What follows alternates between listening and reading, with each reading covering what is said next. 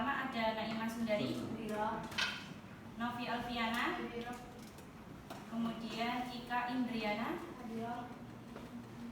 Alfiatur Rahmania, Salistia Alfina. Alhamdulillah hari ini kita hadir semua ya. Nah, pada pelajaran yang sebelumnya kita sudah membahas apa? Ada yang ingat? Sifat Allah. Ya, sifat Allah itu ada berapa nanti? 3. Nah, yang selanjutnya kita pada hari ini akan membahas tentang taubat, taat, istiqomah, dan ikhlas.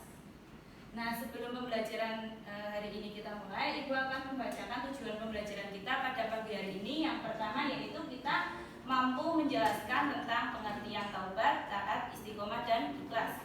Kemudian yang selanjutnya adalah mampu mengidentifikasi tentang dalil dari taubat, taat, istiqomah, dan ikhlas. Kemudian mampu menunjukkan contoh dari perilaku taubat, taat, istiqomah, dan ikhlas.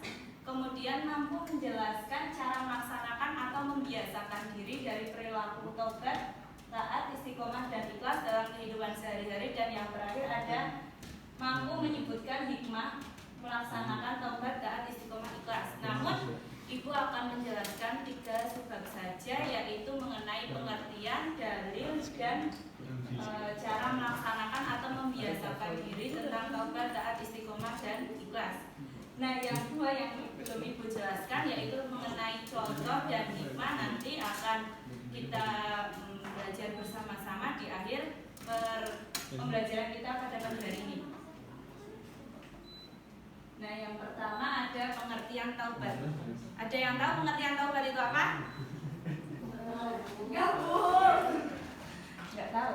Pengertian taubat itu ada 2, yaitu yang pertama ada secara bahasa dan yang kedua ada secara istilah. Nah, pengertian taubat secara bahasa itu berarti kembali. Kemudian secara istilah, taubat adalah kembali ke jalan yang benar dengan didasari oleh keinginan di dalam hati untuk tidak melaksanakan dosa-dosa yang telah kita lakukan sebelumnya.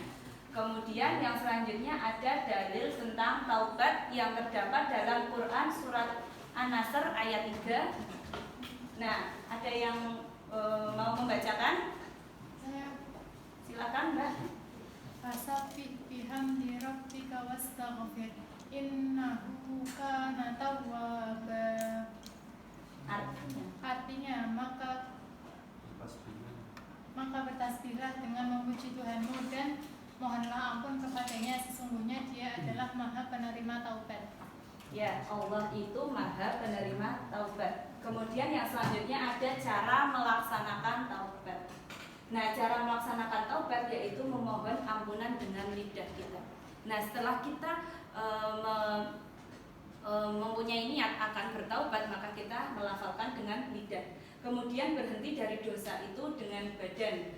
Nah, kita kan seperti tadi kita pengertian taubat yaitu kita tidak mengulangi dosa yang sebelumnya. Nah, itu kayak dosa dengan badan itu kayak kita kalau menggunjing itu kan menggunakan mulut, kemudian menggunakan telinga, memukul dengan tangan. Nah, kita menghindari atau berhenti dari perbuatan dosa itu. Kemudian berjanji pada diri sendiri itu untuk tidak mengulanginya lagi. Dan yang terakhir adalah menjauhkan dari teman-teman yang membawa kita pada keburukan atau kemudharatan. Nah, itu kita harus mampu memilah-milih teman.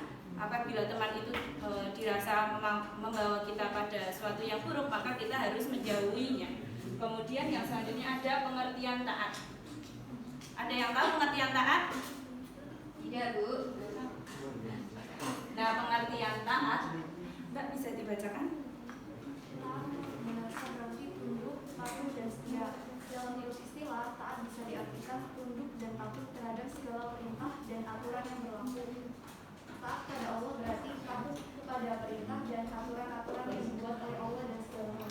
Nah, terima kasih.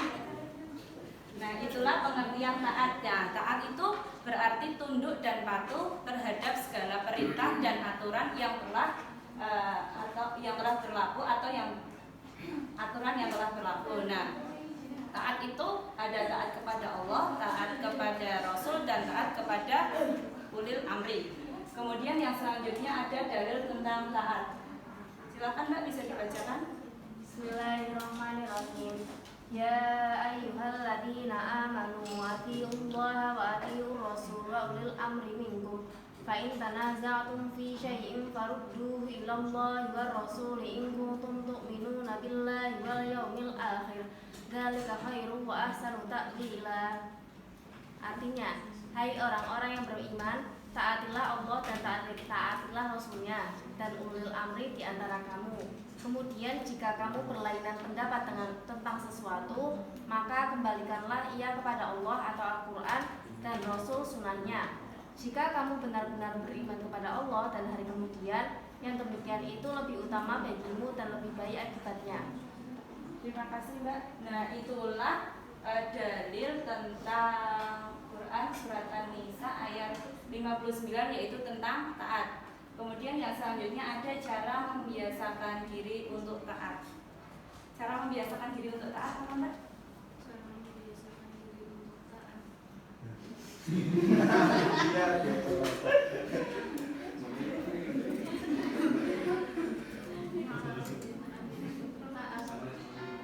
Taat tadi apa? Ya, itu melakukan kewajiban sehari-hari. Contohnya ya sholat, terus ya yang baik-baik. Nah, cara membiasakan diri, benar kata tadi Mbak Aminatul, mengerjakan sesuatu yang baik. Nah, seperti ya.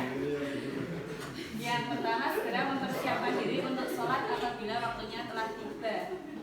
Nah, itu termasuk dalam perintah Allah Subhanahu wa Ta'ala. Kemudian ada melatih diri untuk disiplin dalam berbagai hal, termasuk belajar dan mengerjakan tugas sekolah. Kemudian selalu disiplin mengikuti tata tertib sekolah. Kemudian senantiasa menjaga diri dengan tidak melakukan hal-hal yang dilarang oleh agama. Nah, itu merupakan pengertian taat. Apa tadi taat itu patuh dan tunduk pada perintah Allah. Kemudian yang selanjutnya ada pengertian istiqomah.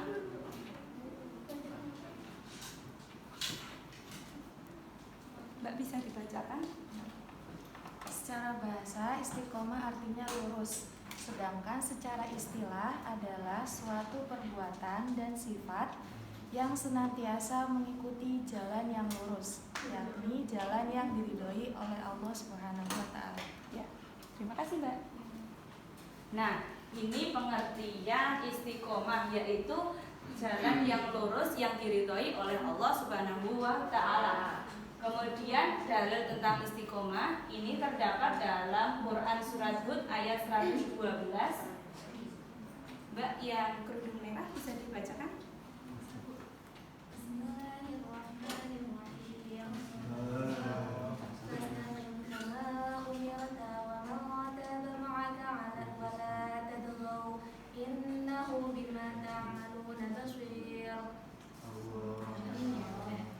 Maka tetaplah engkau Muhammad di jalan yang benar, sebagaimana telah diperintahkan kepadamu dan juga orang yang bertobat bersamamu. Dan janganlah kamu melampaui batas. Sungguh Dia Maha melihat apa yang kamu kerjakan. Terima kasih Mbak. Kemudian yang selanjutnya ada cara membiasakan diri untuk istiqomah. Yang pertama adalah meluruskan niat. Yang kedua ada memahami makna syahadat. Kita sebagai umat Islam pasti kita melafalkan syahadat. Namun kita sebagai umat Islam itu belum tentu memahami makna syahadat itu sendiri. Maka kita apabila akan istiqomah, maka kita harus memahami makna syahadat. Kemudian yang selanjutnya ada memperbanyak bacaan Al-Quran. Memperbanyak membaca Al-Quran itu termasuk perbuatan yang diridhoi oleh Allah, seperti dalam pengertian istiqomah tadi. Kemudian meningkatkan kualitas ibadah sedikit demi sedikit. Kemudian bergaul dengan orang-orang yang soleh, dan yang lain ada berdoa dan berzikir kepada Allah. Yang selanjutnya ada pengertian ikhlas. Nah, ikhlas itu sendiri berarti mengharap ridha Allah semata dalam beramal sebagai wujud menjalankan ketaatan kepada Allah dalam kehidupan dalam semua aspek. Kemudian yang selanjutnya ada dalil tentang ikhlas. Itu terdapat dalam Quran surah Al-An'am ayat 162 yang berbunyi Qul inna sholati wa nusuki wa mahyaya wa mamati lillahi rabbil alamin. Nah, artinya katakanlah sesungguhnya sholat, ibadah hidup dan mati itu hanyalah untuk Allah, Tuhan semesta alam. Kemudian cara membiasakan diri untuk ikhlas adalah kita harus senantiasa jujur. Nah, apabila kita jujur, maka kita itu akan melakukan segala sesuatu itu dengan sepenuh hati atau ikhlas. Kemudian itulah yang dapat Ibu sampaikan. Apakah ada yang ingin ditanyakan? Tidak. Jika tidak ada yang ingin ditanyakan, Ibu akan membentuk 4 kelompok untuk ini. Sebentar. Kelompok 1. Ye, nomor 1 guys.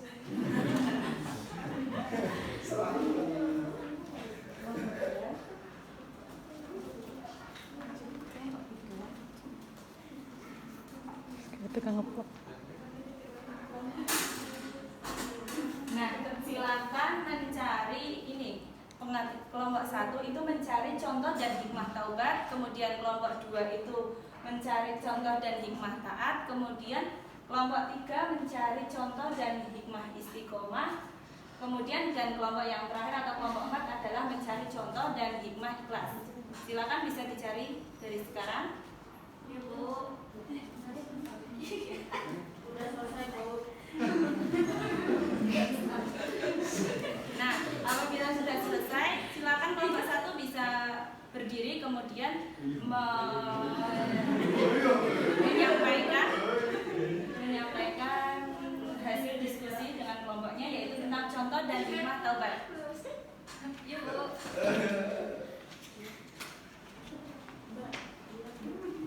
Ya, saya akan mempresentasikan hasil kelompok dari kelompok 1 tentang contoh taubat dan hikmah dari taubat ya.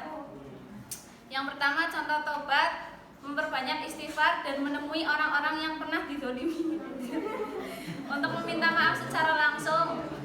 Kemudian yang kedua, menyesali perbuatan yang seharusnya tidak dilaksanakan serta bertekad untuk tidak lagi mengulangi kesalahan tersebut. Terus yang ketiga, menjauhi segala perbuatan maksiat. Terus yang terakhir, senantiasa mengerjakan amalan soleh. Terus hikmah taubat yang pertama, dosanya terhapus, kemudian kejelekannya diganti dengan kebaikan, membawa keberuntungan, kemudian mendapatkan jalan menuju surga, kemudian hatinya menjadi bersih, diberi kenikmatan yang baik, dan mendapatkan kecintaan dari Allah SWT. Sekian presentasi dari kami. Terima kasih, Bu. Terima kasih, Mbak. Tepuk tangan dulu. Yang selanjutnya ada kelompok 2, yaitu tentang contoh taat dan hikmah taat. Silakan Mbak, bisa berdiri di bangku, nggak apa-apa. Di bangku aja, Bu. Ya. Assalamualaikum warahmatullahi wabarakatuh. Di sini saya akan mempresentasikan hasil diskusi kelompok 2 tentang contoh taat ya. Taat kepada, yang pertama itu ada taat kepada Allah, melaksanakan sholat 5 waktu, melaksanakan ibadah puasa di bulan Ramadan, menunaikan zakat, bersedekah, berinfak. Terus yang kedua ada taat kepada Rasulullah, membaca salawat Nabi, berbuat baik kepada semua orang, tidak mengingkari janji. Yang ketiga ada taat kepada ulil amri, yaitu menjalankan peraturan yang telah dibuat oleh pemerintah atau ulil amri, patuh menjalankan perintah ulil amri, turut aktif dalam semua kegiatan yang dibuat oleh ulil amri selagi tidak melanggar syariat Islam. Lalu hikmah taat itu hati menjadi tenang, mendapat bimbingan dari Allah Subhanahu wa taala, mempunyai rasa kasih sayang yang tinggi, diampuni dosanya dan mendapat pahala besar, diberi kemudahan dalam hidup, ya, dan yang terakhir ada rasa syukur yang bertambah. Terima kasih. Wassalamualaikum warahmatullahi wabarakatuh.